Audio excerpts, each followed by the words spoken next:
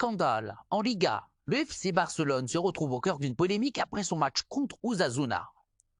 Une plainte a été déposée contre le club catalan pour une supposée violation des règles de la FIFA. Et les conséquences pourraient être lourdes. Mais que s'est-il réellement passé? Erreur administrative ou véritable infraction au règlement? Aujourd'hui, on vous explique tout en détail. Osasuna a officiellement saisi les instances compétentes pour dénoncer une irrégularité dans la composition de l'équipe. Aligné par le Barça, au centre de cette affaire, Íñigo Martínez. Selon le club navarrais, le défenseur espagnol n'aurait pas dû participer à cette rencontre en raison d'une règle bien précise imposée par la FIFA.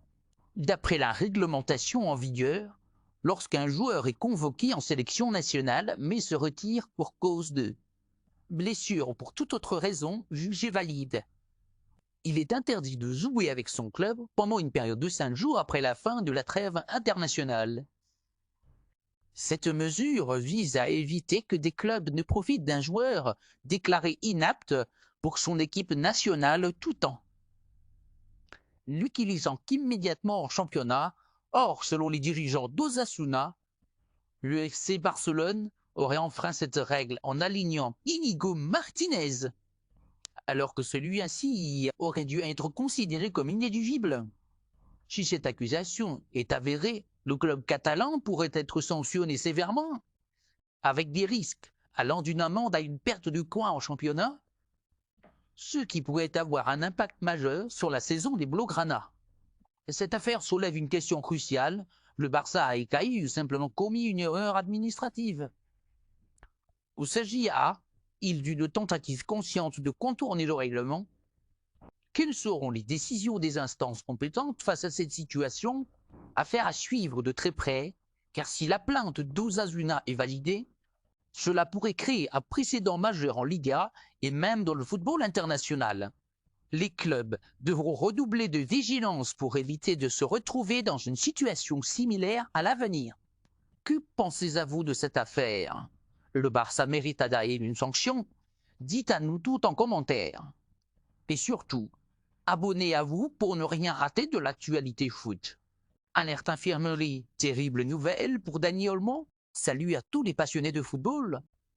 Bienvenue sur Da Fonseca Chronique. Aujourd'hui, on va parler d'une nouvelle qui risque de faire beaucoup de bruit dans le monde du football et qui va impacter son club de manière significative. Vous l'avez vu dans le titre, Dani Olmo, l'un des joueurs les plus créatifs et talentueux de son équipe, est victime d'une blessure qui l'éloignera des terrains pendant plusieurs semaines. Un coup dur pour lui, pour ses coéquipiers et pour tous les supporters qui comptaient sur lui dans cette période cruciale de la saison. Alors, que s'est-il réellement passé? Quelle est la nature exacte de sa blessure?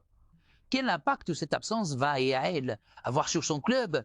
Et surtout, quand pourra-il faire son retour? On va analyser tout ça en détail, alors restez bien avec nous jusqu'à la fin de la vidéo. C'est officiel, Dani Olmo forfait pendant 3 semaines. L'annonce est tombée et elle a fait l'effet d'un choc pour tous les fans du joueur espagnol. Suite à des examens médicaux approfondis, le diagnostic est sans appel. Dani Olmo souffre d'une blessure à l'adducteur droit et sera indisponible pour une période. Estimé à environ 3 semaines, tout a commencé lors de son dernier match, où il a ressenti une gêne musculaire inhabituelle. Après plusieurs minutes sur le terrain, en essayant de continuer à jouer, il a dû se rendre à l'évidence et quitter ses coéquipiers.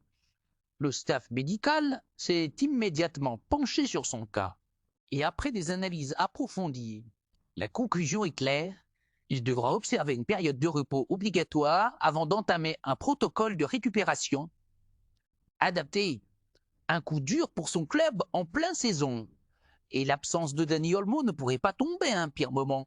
Son équipe est actuellement engagée dans une période cruciale de la saison, avec des matchs décisifs qui pourraient déterminer l'issue de plusieurs compétitions.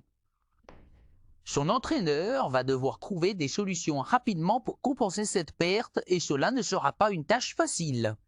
Pourquoi Dani Olmo est un nul si important au jeu de son équipe? Dani Olmo, c'est un créateur de jeu hors pair. Un joueur capable de casser des lignes par sa vision et sa qualité technique. Il apporte une fluidité offensive, une capacité à débloquer des situations complexes. Ce qui fait de lui un atout essentiel pour son équipe. Son absence pourrait donc avoir un impact direct sur le rendement offensif de son club. Qui devra trouver de nouvelles solutions tactiques pour combler ce manque?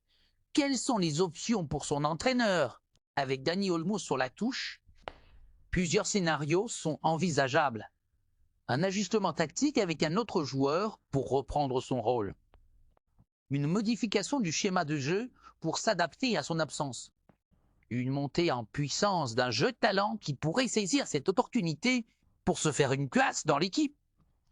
Son coach devra donc rapidement trouver la meilleure alternative pour que son absence ne soit pas trop préjudiciable aux performances de l'équipe. Comment va se passer son rétablissement? Dani Olmo va maintenant entrer dans une phase essentielle, la récupération. Voici comment va se dérouler son processus de guérison. Repos et soins intensifs. Les premiers jours sont consacrés à réduire l'inflammation et à permettre à l'adducteur guérir naturellement. Renforcement musculaire progressif. Une fois la douleur diminuée, il entamera un travail musculaire adapté pour éviter toute rechute.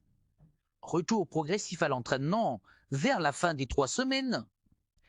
Il pourrait commencer à retoucher le ballon et reprendre des séances adaptées. Retour en compétition sous surveillance. Lorsque le staff médical donnera son feu vert, il pourra réintégrer l'équipe, mais son temps de jeu sera probablement limité au début. Le risque de rechute? Les blessures aux adducteurs sont particulièrement délicates et une reprise trop rapide pourrait aggraver la situation. C'est pourquoi son équipe médicale prendra toutes les précautions nécessaires pour éviter une rechute, ce qui pourrait prolonger son indisponibilité. Et vous, qu'en pensez-vous? Pensez-vous que son équipe peut faire face à cette absence sans trop souffrir? Qui pourrait prendre sa place en attendant son retour? Son absence pourrait à elle avoir des répercussions à long terme sur sa saison? Dites-le moi tout en commentaire. N'oubliez pas de liker, partager et vous abonner pour ne rien manquer des prochaines infos foot sur Dafonseca Chronique. On se retrouve très vite pour une nouvelle vidéo. Prenez soin de vous et à bientôt.